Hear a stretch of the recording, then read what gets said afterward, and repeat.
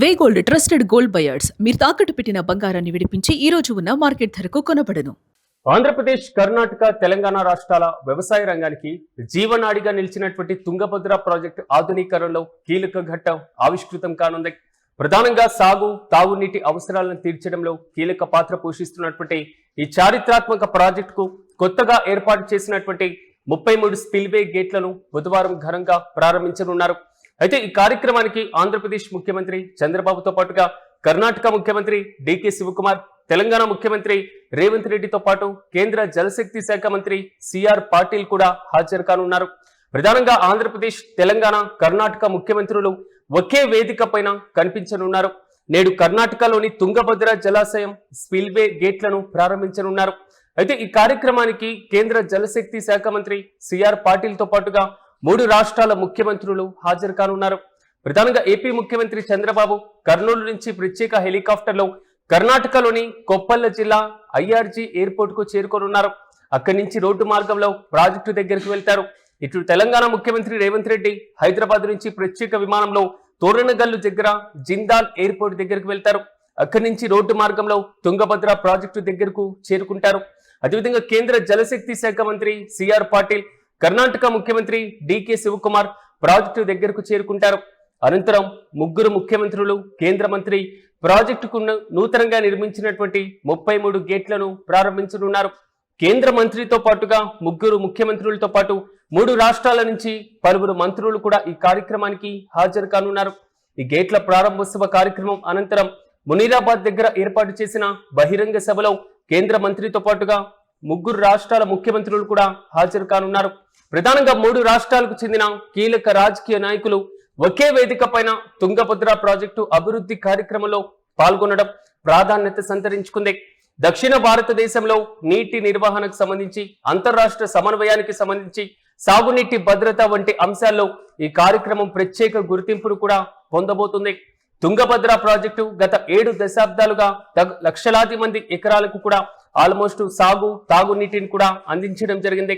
రైతాంగానికి అండగా నిలుస్తుంది.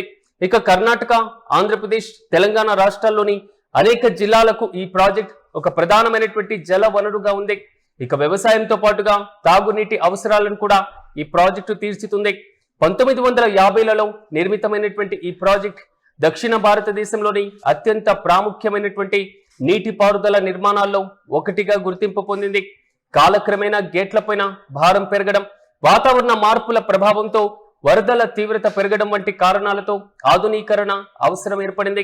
ప్రధానంగా 2024 ఆగస్టులో సంభవించినటువంటి భారీ వరదల సమయంలో తుంగభద్ర ప్రాజెక్ట్ 19వ నెంబర్ స్పిల్వే గేట్ కొట్టుకుపోవడం దేశవ్యాప్తంగా సంచలనంగా మారింది.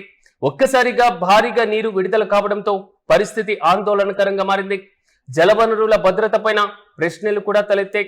ఆ సమయంలో సీనియర్ ఇంజనీర్ కన్నయ్య నాయుడు నేతృత్వంలోని సాంకేతిక బృందం అత్యవసర చర్యలు చేపట్టి స్టాప్ లాక్ గేట్లను కూడా అమర్చడం జరిగింది. దీంతో నీటి వృధాను అరికట్టి పరిస్థితిని అదుపులోకి తీసుకురావడంలో విజయం సాధించారు. ఈ చర్య అప్పట్లో ఇంజనీరింగ్ వర్గాల నుంచి ప్రశంసలు కూడా అందుకుంది. ఈ ఘటన అనంతరం నేషనల్ డ్యామ్ సేఫ్టీ అథారిటీ నిపుణుల బృందం ప్రాజెక్టును సమగ్రంగా పరిశీలించింది.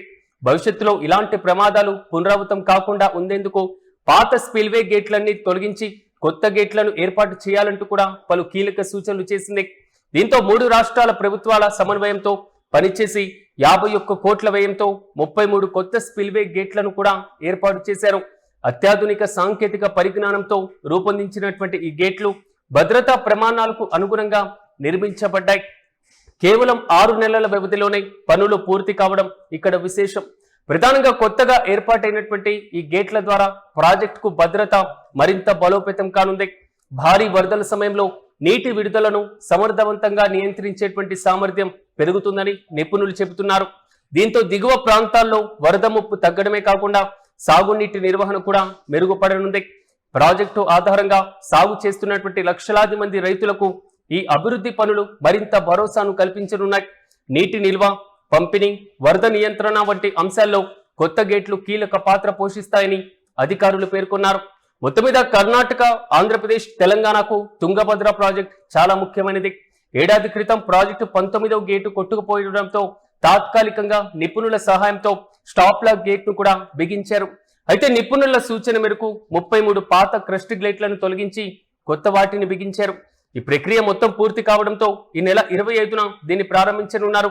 ప్రధానంగా తుంగభద్ర ప్రాజెక్టుతో ఆంధ్రప్రదేశ్లోని అనంతపురం, కర్నూలు, కడపతో పాటుగా తెలంగాణలోని మహబూబ్ నగర్ జిల్లాల వాసులకు తాగునీరు, సాగునీరు అందిస్తుంది. ఈ ప్రాజెక్టు నిర్మించి 73 ఏళ్లు కూడా పూర్తయింది. ఈ తుంగభద్ర ప్రాజెక్టు పరిధిలోకి కర్ణాటకలో 9,26,824 ఎకరాలు, ఇక ఆంధ్రప్రదేశ్లో 7,20,054 ఎకరాలు, ఇక తెలంగాణలో 87,000 ఎకరాలు స్థిరీకరించి ఆయకట్టు కూడా ఉంది. ఒకే వేదికపైకి 3 రాష్ట్రాల ముఖ్యమంత్రులు రాబోతుండడం మాత్రం ఇక్కడ విశేషం. ప్రధానంగా తుంగభద్ర ప్రాజెక్టు గేట్ల ప్రారంభోత్సవానికి చంద్రబాబుతో పాటుగా రేవంత్ రెడ్డి, డికే శివకుమార్ హాజరు కానున్నారు. భవిష్యత్తులో కూడా పార్టీలకు అతీతంగా ఇలాంటి అభివృద్ధి కార్యక్రమాల్లో ఒకే వేదికపైకి అందరూ నేతలు హాజరైతే ప్రజలు కూడా హర్షాన్ని వ్యక్తం చేస్తారు అనేది మాత్రం విశ్లేషకుల దగ్గర నుంచి వస్తున్న అభిప్రాయం.